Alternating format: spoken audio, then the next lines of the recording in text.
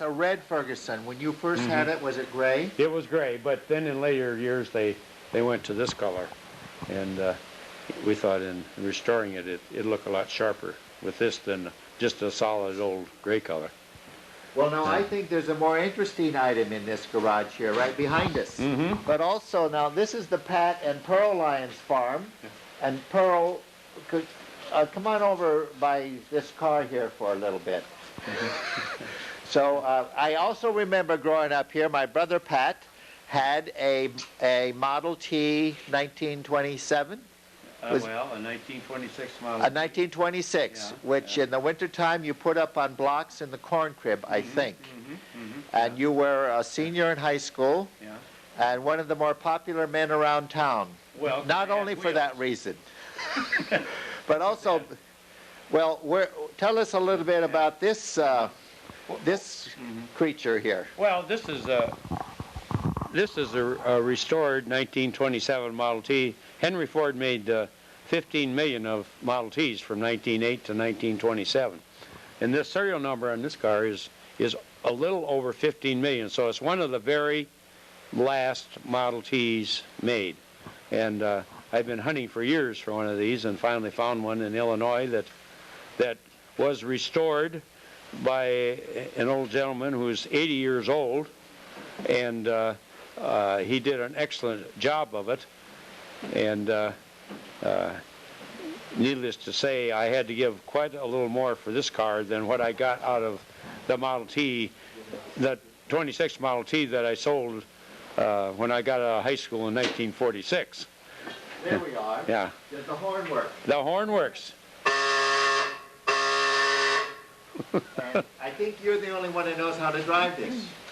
Well, probably the only one here, yes, that knows how to drive it. Yeah. I don't want to put a fine point on it. Yeah. You are leaving written instructions. Yeah. And Sean, our nephew, for a Christmas present, gave me a license plate. The Yankton County license plate from 1927, when the counties were listed alphabetically. So Yankton was 63. So that was a real nice gift. He found it when he was hunting one time and painted it up. And here I've been looking for something with the 1927, and here it was. So that was a pretty nice gift. Well, let's walk over here, Pat and Pearl. Come on over here. We got some of the history of the past of the Lyons family farm. And in 1960, Pat and Pearl took up residence here and farmed and enlarged it and transformed it in every way and raised 6 children here. And Pearl is the master chef, bookkeeper, and co-director of the farm operation, and keeps it all going for us. Pearl, how have the last 37 years been here?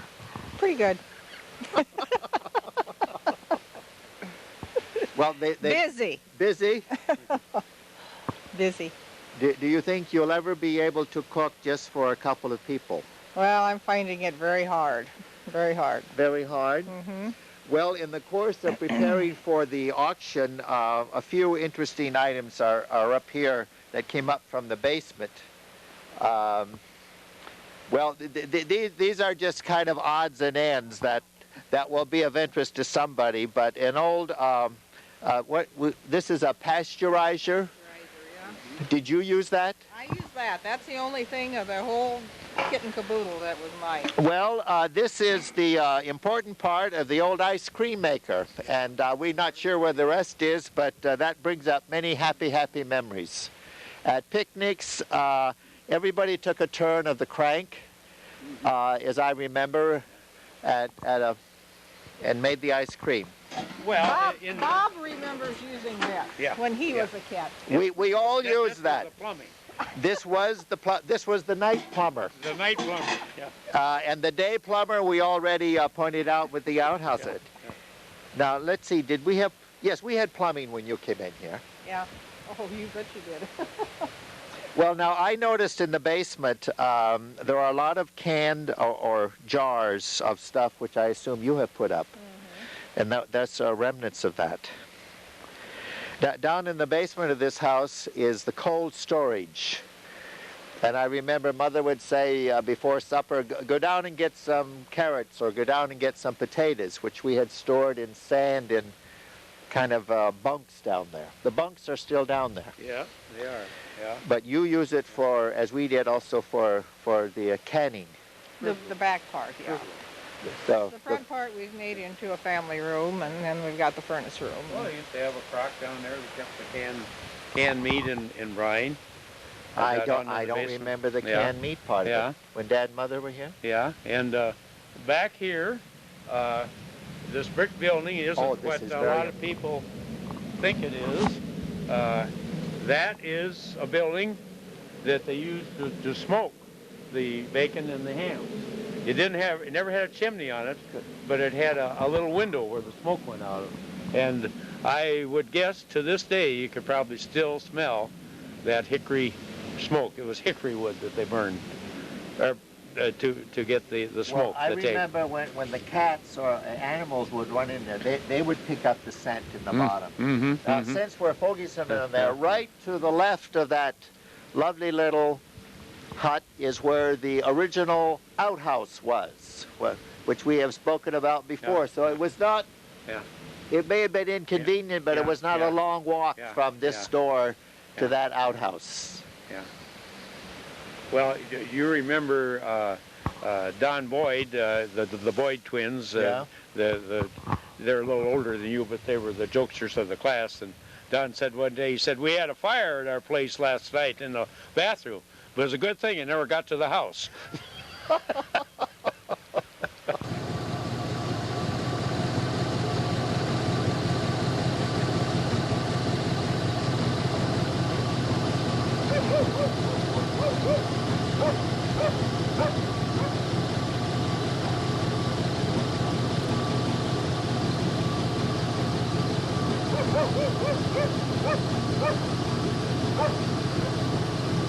This is February 1st, 1997, a day that will long go down in history because this is the day of the Lyons family farm auction. Now, yesterday some of us had a chance to talk a little bit, but these are our late arriving brothers. They're not the late developing ones, but the late arriving ones. So my brother Tom from Texas can tell us about the delights of growing up on the farm and what it did to your character. Well, I'm not sure it did anything. But anyway, we grew up here, and I left in 58, I guess it was. But I remember this building.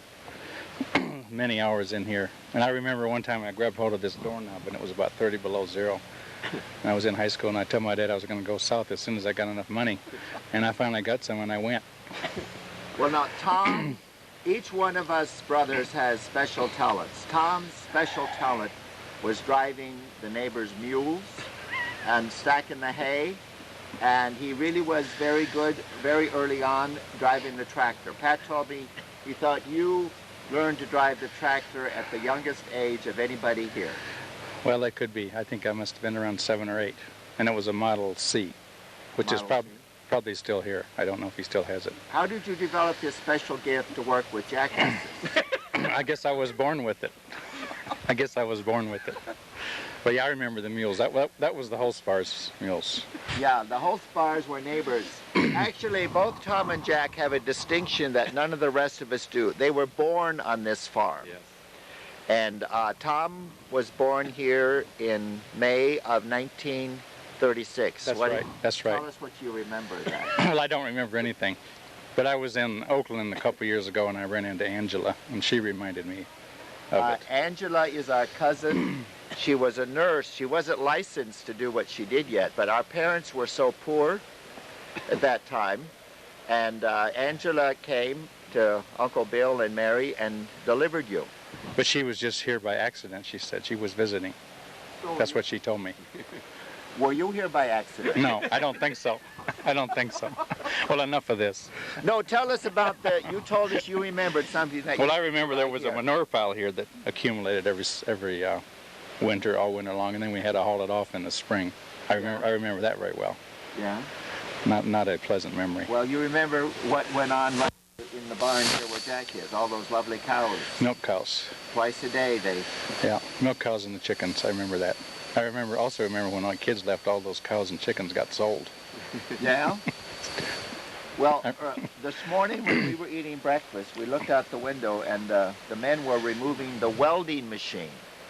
And I told Pat, I remember the welding machine, but I said I never developed any great skill, but I thought you did. Oh, you did? That was a special training program. I remember that welding machine, and it was sold in the basement of the house. And the guy that sold it, after he sold it, told a dirty joke in the basement to Dad. Oh. I thought the guy was going to lose the sale. It wasn't real dirty, but it was dirty enough where he almost lost the sale. Yeah? I remember that. Well, how naughty was it? Not real naughty, but it wasn't in line. Our dad would not have approved of that. No. Well, So, what well, other, when have we got some stories from well, Jack? no, we have to mention also, Tom was the only Lyons brother who ever had a 4-H Hereford steer that went to the state fair. That's right. One of those Hereford steers, I don't know if that was the one, was sold to at an auction and was bought by Chan Gurney, Senator Chan Gurney. Yeah. And that might have been the one, I don't remember. We have a photograph somewhere of Tom holding his steer and Chan Gurney petting that steer. Yeah. And I think the important part of that story is that is the closest a Republican ever got to touching a Lyons at that time. Was he a Republican? I didn't realize that. Oh, he was Mr. Republican, Mr. Gurney. Mhm. Oh, yes. But he was very fine to the steer and you, as I remember. Yeah, he was a great man, I think. He was a good man and good for Yankton. Mhm. Well, Jack, we don't have to say what he does. It's written on his front shirt. For about 30 years, Jack has been the music man of Mount Marty College and Yankton, and has brought great culture first to this farm because he organized all of his little brothers and sister for the Willowdale Ramblers dance band, which we played here. I don't know how our parents ever lived through that. I don't either, no. And Jack was the leader, the arranger, composer, leader, harasser, and we played at many places and did have a lot of fun, including at the Lumbago Inn in Utica, South Dakota. The wages weren't particularly high, but we did have fun. We did. Well, Jack has a special gift along with music. He especially has the green thumb of the family and helped produce a lot of very beautiful gardens and flowers and all kinds of things. But However, the day I was born, the tree died. Remember, in 1934. There was, I think it was a willow tree in the front yard died, so that's my distinction. Why were you and I both born here and nobody else? it was the off years, I think, that they couldn't afford except on the, well, no, I was the off year. You were the even years. I don't think it was planned that way. Oh, but there was some reason for that. It is true that this place abounded with orchards, as you recall, the plums and the apples, and I don't know if we had worms in those the fruit during that time or now. Now everything we just mother cut around it and Yeah. we chewed around it. because now everything gets worms in it. Well, but this really was a full-fledged family farm, and we all worked hard, worked well, and about everything that we ate on the table was the result of our efforts. That's right, including the canned mulberries for supper. Remember those? Horrible. Yeah, they were. Yeah. Terrible to pick and everything. Not as bad as the rutabagas. Yeah. Oh, yeah. The rutabagas. Yes. Oh, the rutabagas. Can anybody spell that? No. I can't even pronounce it. And I think the suppers were fried eggs and potatoes. That And was the standard. leftover oatmeal, Yeah. Fried oatmeal. Yeah. which fried- was good. Yeah. Yeah. Well, with all of the water around here, if Dave turns around with his camera and shoots toward the house, between here and the house were giant cottonwood trees many years ago, all cut down now. But when in the wet water season, there was a giant lake right where that green truck is. And you got stuck in it. I remember, even though Mother said never go through there, In order to pick the eggs, you had to walk through that mud puddle first. And I got